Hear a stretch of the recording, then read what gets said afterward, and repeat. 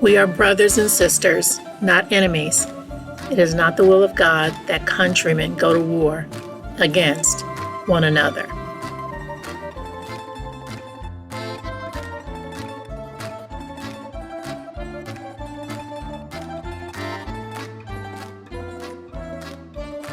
Hi, everyone. This is Dr. Michelle, and I want to welcome you to another episode of Tab Talks.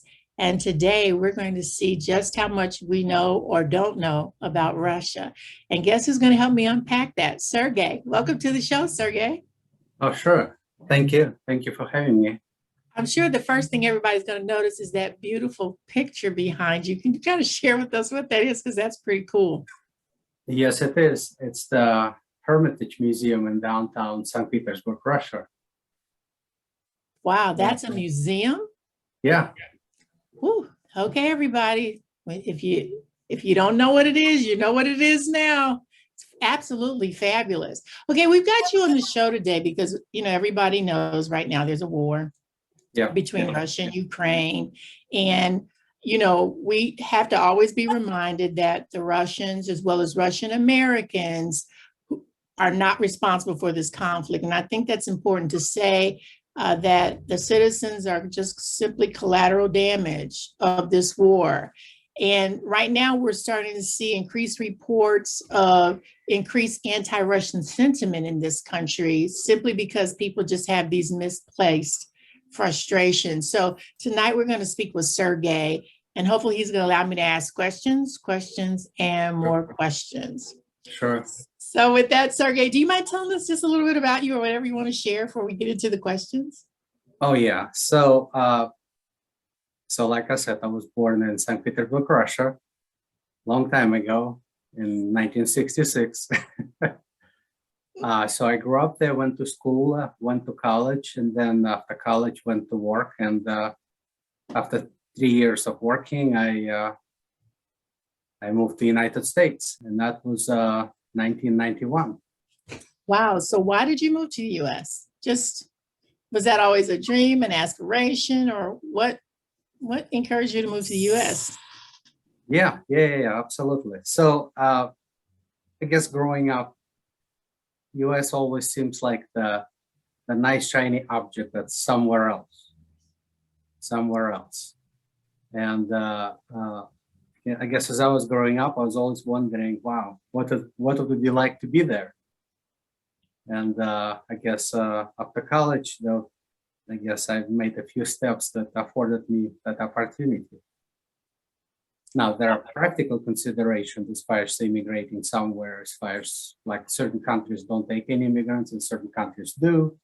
And then, what it would take actually to move somewhere. So in my case, I guess, so me and a friend of mine, we went to the U.S. Embassy in Moscow, and there were just the applications for immigrations there, and we filled one out, dropped it in a big box, and then year and a half later, all of a sudden there was a package in the mail from U.S. Embassy, and by then I was like, basically I give up for like 2-3 months, and I was waiting, it was nothing, and I thought, oh, okay, I guess it's not gonna happen.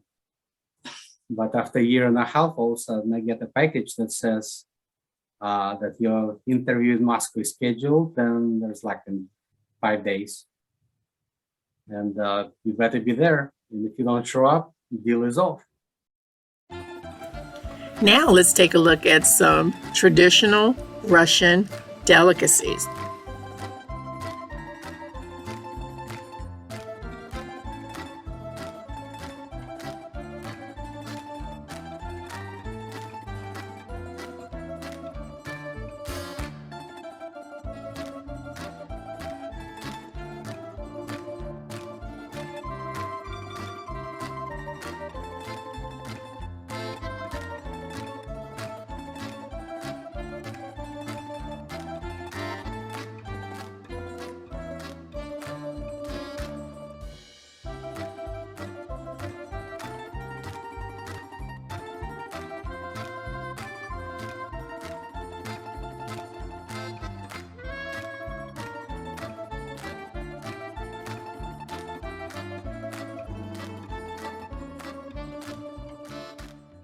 So tell us about the climate in Russia. I'm looking at this picture behind you, and obviously that's a gorgeous picture, but describe the seasons and the weather. Yeah. So St. Petersburg is kind of at the northern part of the country. And so the weather there, if I would compare it to something in North America, that would be like Toronto, meaning you have a four pronounced seasons. You have a summer that's not hot, mild, because the city is on a big harbor and water kind of moderates the temperature swings. And then you have a 3-4 months of winter. It's like nonstop snow. And this river that you can see there behind me, so to speak, it's about 1 mile wide. And in the middle of the winter, the whole thing is frozen. Basically, you can walk across it. So, and then you have a beautiful fall, like in New Hampshire and New England here. So, and rainy spring. So it's Great. yeah. But like I said, Russia is huge. I mean, it's what? To fly across it is like a 12 hours span. Yeah, with 12 time zones. Big. Okay, so if you had to state what Russia's best known for, what would you say? Oh, yeah, that's a different question. I guess it's all kind of changes. I guess in the last 2 weeks, that's the war. That's what it's famous for. Yeah, I guess the size of it, that's probably the thing that's consistent with its history. Like if you were to be like in the middle of the country in Siberia somewhere, I would say that you're probably closer to the satellite than to the closest store. Yeah. Okay. So hopefully you're going to talk to us about ownership because, I Sure. tried to read about ownership in your country. Here, you buy a house, you own the house, you own the land. Is that any different in Russia? So in the last 20 years, it became about the same, meaning you can buy your piece of land or apartment and you own it. Yeah. So Okay. it is similar. Now, I've been following the information about intellectual property in that area. And I think because you've had so many US corporations pull out of Russia, are your intellectual property laws different? Pretty much. So I would say they're kind of weak because the Russia doesn't run, I guess, capitalist system as we have here, and capitalist system is based on property ownership. We have to acknowledge that somebody owns right for something. So over there, basically, states can step in at any time, says it's not yours anymore. So, okay, well, we kind of have something like that called eminent domain if they really want to take it. So the difference is here, if state steps in, you have this court battles and you can always default on certain portion of the law that describes how that happened. And I understand there's at some point our collective rights supersede individual ownership right.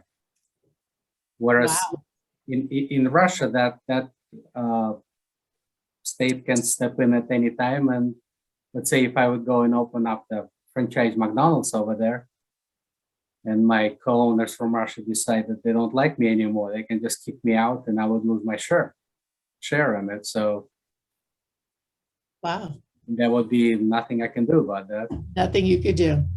Right. So let's talk about home ownership there. Like what's the average cost of a house in Moscow? So it's similar to the big cities here. Very similar. So meaning if you go in the country, the cost of land is next to nothing. I mean, literally for like, you can buy some house, I don't know, for like $10,000 or so, $5,000. Wow. That would be like in the middle of nowhere, right? In a boom. Okay. But once you're in the big cities, that's a very different situation. Literally, like in downtown area, it's millions of dollars for the apartment. Wow. Yeah. Okay, everybody, see that $1 million flat, huh? Right. Now, so most people obviously cannot afford it. So like the picture behind me, that's Hermitage downtown. So there's no flats there, but the houses that are surrounding that place, they are pretty expensive. Wow. So, but for most people, I would say it's between $50,000 and probably $300,000. Okay. It depends on neighborhood. Okay, let's talk about the elections there. Like, Sure. I know that we have like our presidential elections every 4 years. We Yeah. have midterms, we have, community elections, Yep. state elections. Can you kind of describe how your political process works there? So as a big picture, it's somewhat similar, meaning the president gets elected every like 5 years, I think. So local elections every 5 years too. I don't think there are term limits. Wow. So the governors, they're appointed by the president. So per se, there's no election.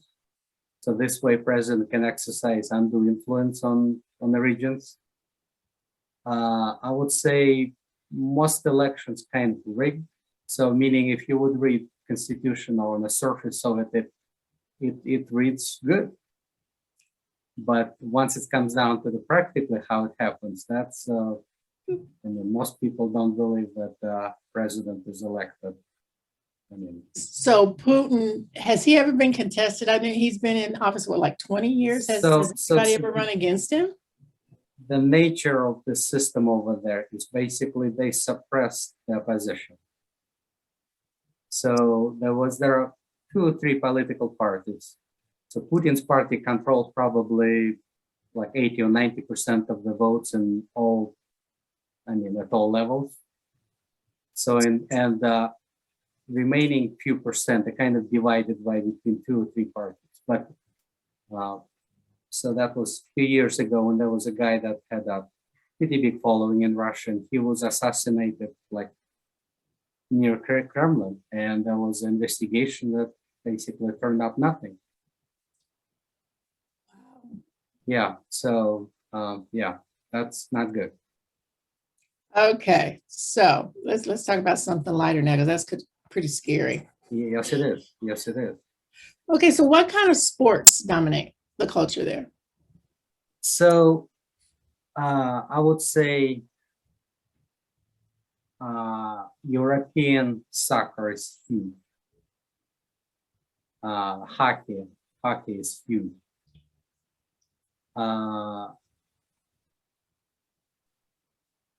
That's about it. Those 2 sports kind of it. Russians, they're not as much as the sports, I think, as in the States. Like, for instance, the colleges don't have like a sports teams or whatnot, so there's no March Madness or anything like that.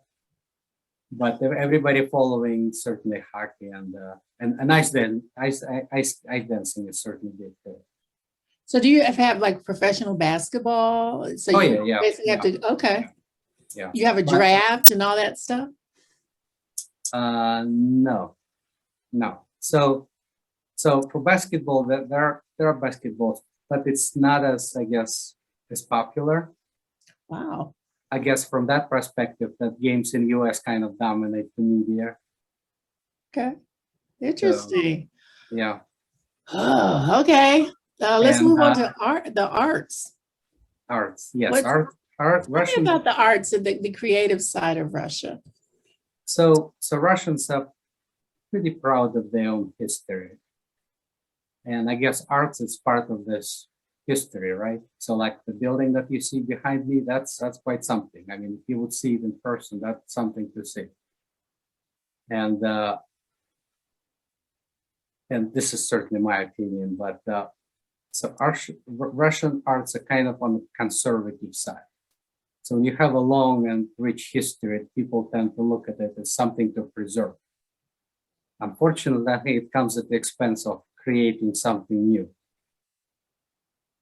So how long would it take to actually go? I'm looking at this museum. It's massive. It is. So I don't know if you've been to Paris, to Louvre. So Louvre, Louvre, yes, that's the biggest museum in the world. So what's behind me is the second biggest. So if you would go through this thing, it's probably going to take you a month, I'm thinking. Yeah. Have you gone through the whole thing? Have you gone through the entire? Oh, no. Museum? So the whole thing is divided kind of like in sections, and you have certain Russians, periods represented. You have the world history, world arts, and all kinds of stuff. You Such kind of rich going there, you pick what history. you wanna see. Yeah. Well, I know I had a trick question for you, but if you could share with us, what's a common law in Russia that would surprise people in our audience? Well, so Russian's legal system is somewhat different from US, but in the light of latest events, is that the latest law is you can get up to 15 years for spreading the fake news. So yeah, 15 years. Wow. And who gets to define what fake news is? The government? Exactly, exactly, exactly. 15 years? Yes, Ooh. yeah, that's not good. So whenever I see television coverage about Russia, I don't see a lot of Africans there. I So, obviously know there are Africans in Russia. Do right. they have positions of influence in that country, or are they still going through some type of civil rights issue in Russia?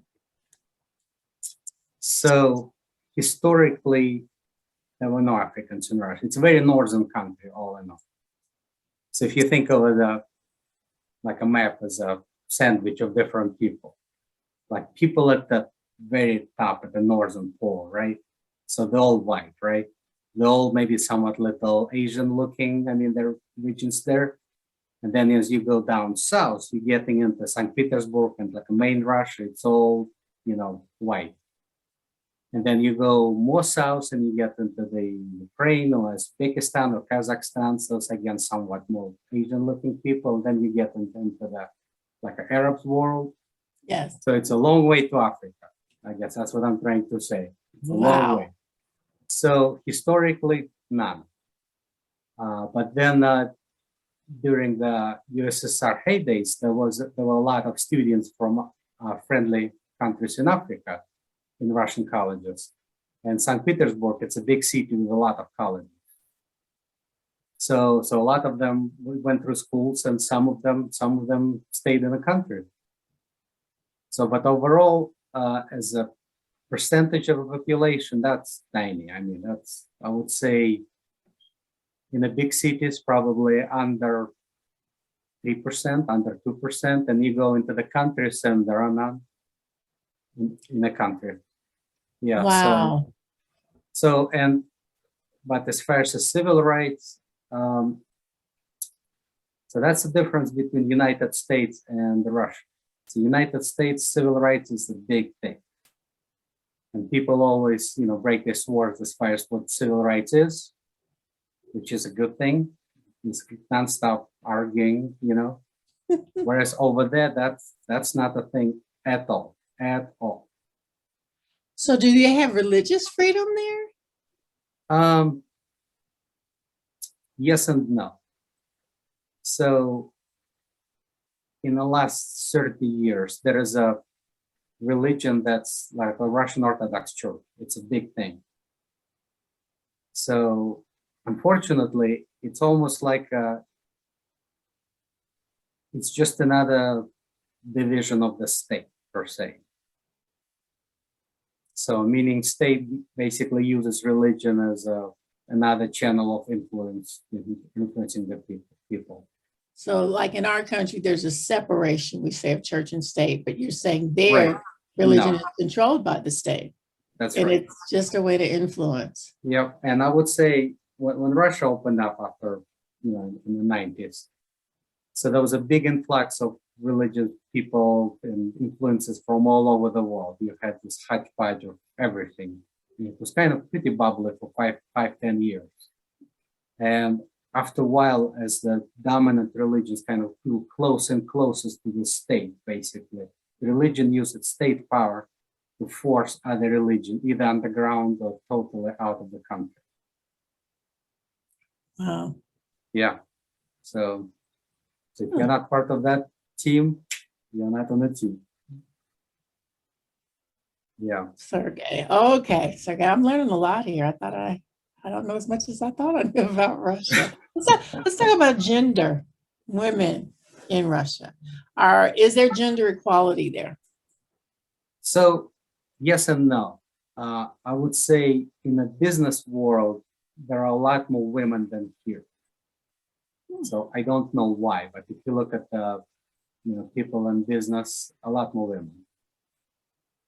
I don't know as far as the pay differences.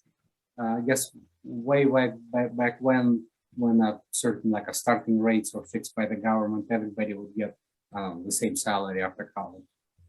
So that would kind of equate everybody. But Russia is a lot more conservative, I guess, country.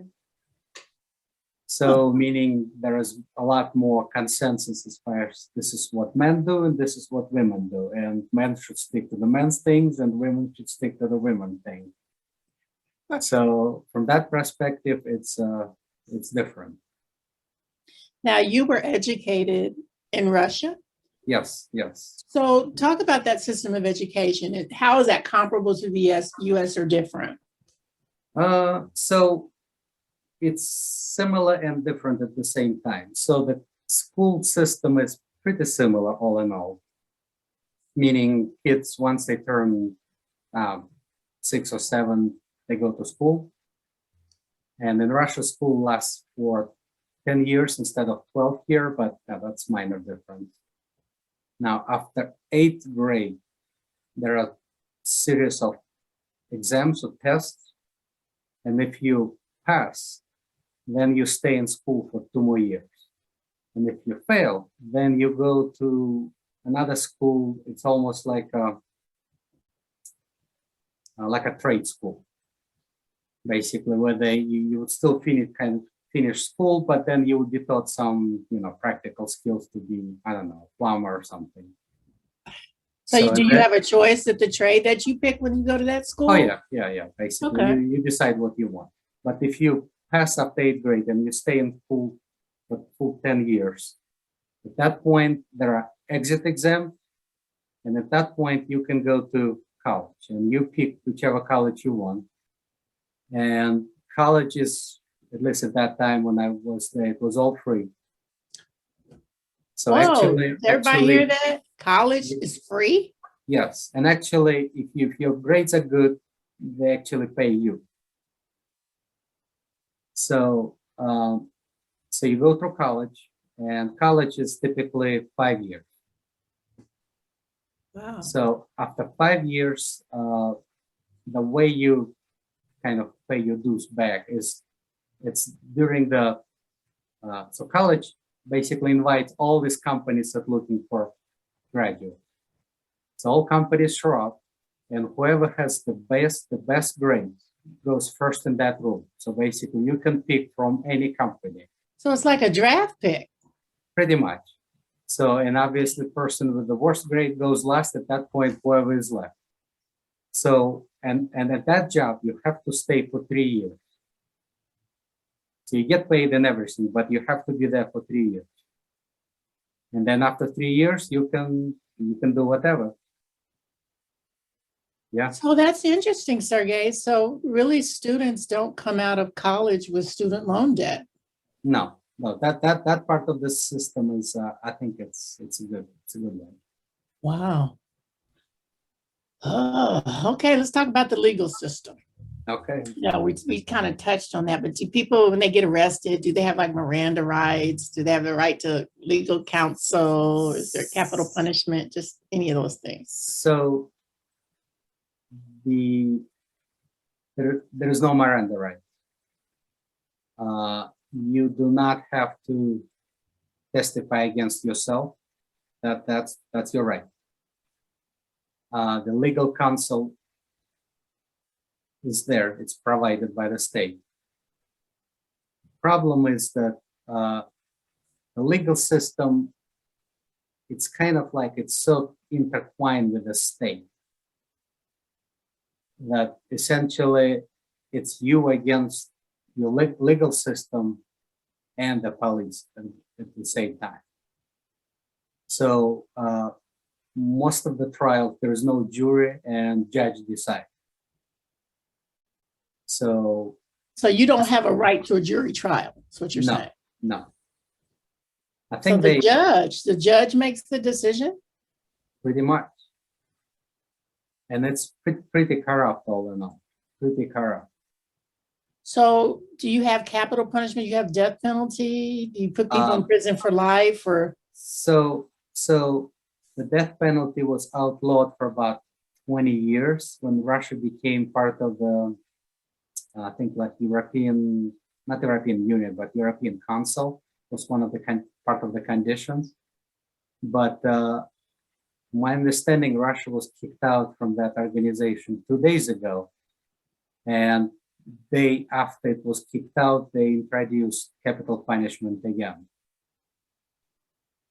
So yeah, so it's not going in the right direction. Sergey, this is fascinating. I feel like I asked you the questions I wanted to ask you, and we could just keep talking formally. What should I have asked you? Because this is like fascinating. Any questions? So yes, the legal system, and I have lived when I lived in Russia. I wasn't in trouble, so it's not like I experienced it. So I did not, right? So, but yes, the legal system is pretty corrupt, and because there is no trial by jury, I think they tried to introduce it for a while, but I guess in the light of latest events, it's out of the window, I guess, because it's all decided by the judge, and judge is just another employee of the state. So then basically you're at the mercy of those people.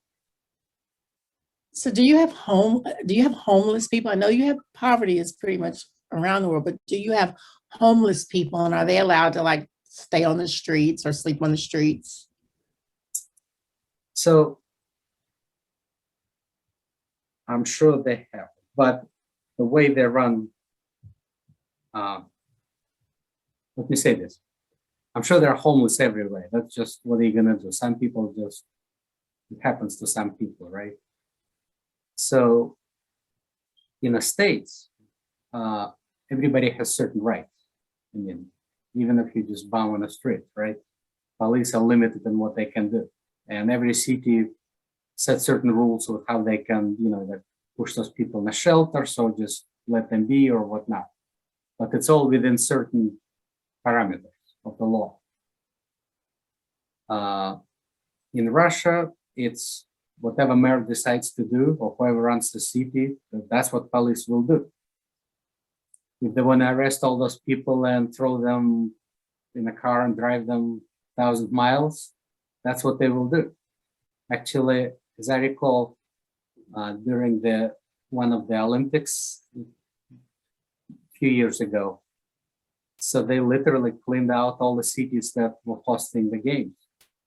I mean, they picked up people on the streets and put them in the buses and drove them like 5 hours away from the city and dropped them off on the side of the road. Oh my. So, and basically, it's what are you gonna do? I mean, yeah.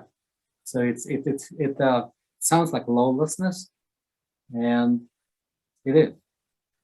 So do you have, I know in our system here, we have what we call safety nets for people. We have, WIC, like, public assistance.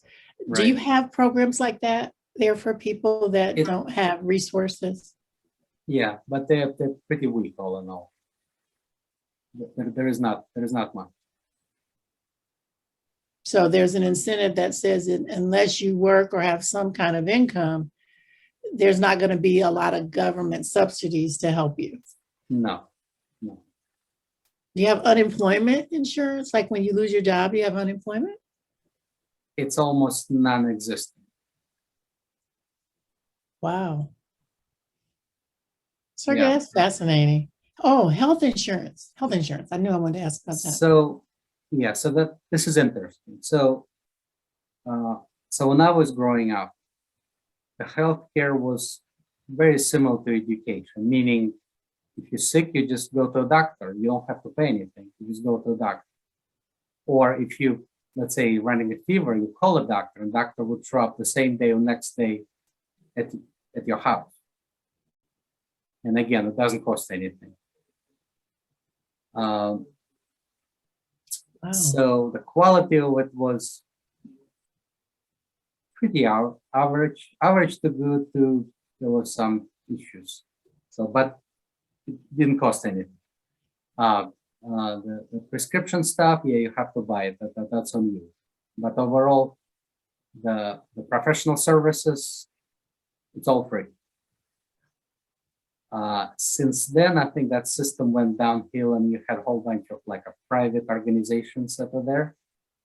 And so now essentially they have a hybrid system where they have a remains of the old system where stuff is free, but it's very poor quality. But if you want anything good or decent, you basically you're forced to go, not forced to, but you have to go to the clinic where you have to pay. Yeah. Wow. So yeah. Sergey, this is fascinating. What do you think it's important for us to know about Russia? Maybe something I didn't ask you that you think is important for us to know. So that's difficult for me to say, because in the light of the last 3 weeks or 2 weeks, it's so much change. So I tell you this. I was talking with a friend of mine 2 weeks ago after war started. And he was from Russia too. And he lived in the state like 20 years or so. And he said, first time when he lived in these states, he said, I don't want to tell people that I'm from Russia because I'm ashamed of what's happening. So, and you know how it is. Everybody's like, you got to be proud where you're from, right? And I get that.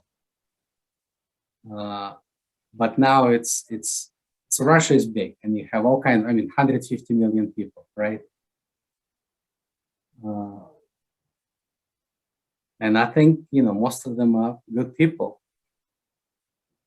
Unfortunately, I think some of them are large percentages are so brainwashed. I don't know how we can move forward.